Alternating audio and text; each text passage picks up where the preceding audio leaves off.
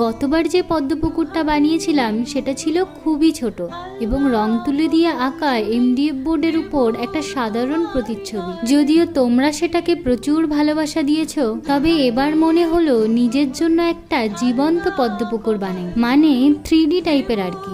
আর এরকম কিছু করতে গেলে আমার তো একমাত্র ভরসা এই মোল্ডেড ক্লে। এই ক্লে কিভাবে ব্যবহার করতে হয় সেটা তো আমার লিপন আর্টের ভিডিওতে আমি তোমাদের অনেকবার শিখিয়েছি, তবুও যারা জানো না তাদের জন্য আরও একবার। এরকম মোল্ডেড ক্লের বক্সে তোমরা দু ধরনের ক্লে পেয়ে যাবে, একটা হলো রেজিন বেস এবং আরেকটা হলো হার্ডনার। এবার এই দুটো জিনিসকে আমাদের সমান পরিমাপে নিয়ে ভালো করে মেশাতে হবে। তবে তার আগে তোমরা হাতে কিছুটা পরিমাণে পাউডার নিয়ে নিও, ফলে এই জিনিসটা করতে তোমাদের একটু ইজি হবে। রেজিন এবং হার্ডনারটা হয় দুটো দু রকম কালারের, তবে যখন মেশানোর পর দেখবে পুরো ক্লেটার একই রকম কালার হয়ে এসেছে, মানে অনেকটাই সাদার মতো, তাহলে বুঝবে তোমার ক্লেটা মিক্স করা ঠিক হয়েছে। এরপর তোমরা এটাকে তখনই ব্যবহার করতে পারো অথবা 5 থেকে 6 মিনিট রেস্টে রেখেও ব্যবহার করতে পারো। তোমরা যারা যারা প্রথম এই ক্লে দিয়ে কাজ করবে ভাবছো,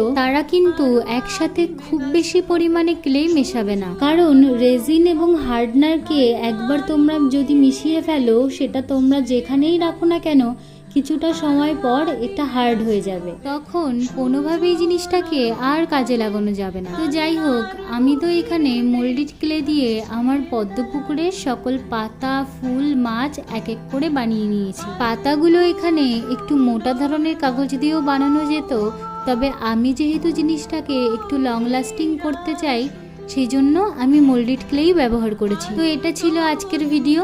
প্রসেসটা যেহেতু অনেকটাই বড়, তাই তোমাদের সাথে 2-3টে পার্টি এটা শেয়ার করতে হচ্ছে। একটা ভিডিওতেও এটা শেয়ার করা যেত, তবে আমি চাই না তোমরা কোনো ডিটেলস মিস করো। পুরো ফাইনাল লুক যেমন রেজিন, রং সম্পূর্ণটাই আসছে পরের ভিডিওতে, তাই আমার পেজটাকে কিন্তু ফলো করতে ভুলো না। আর এই ভিডিওটা যদি তোমাদের ভালো লাগে তাহলে অবশ্যই একটা লাইক, শেয়ার, কমেন্ট করে জানিও। দেখা হচ্ছে খুব তাড়াতাড়ি পরের আরও একটা সুন্দর ভিডিওতে। ততক্ষণের জন্য টাটা।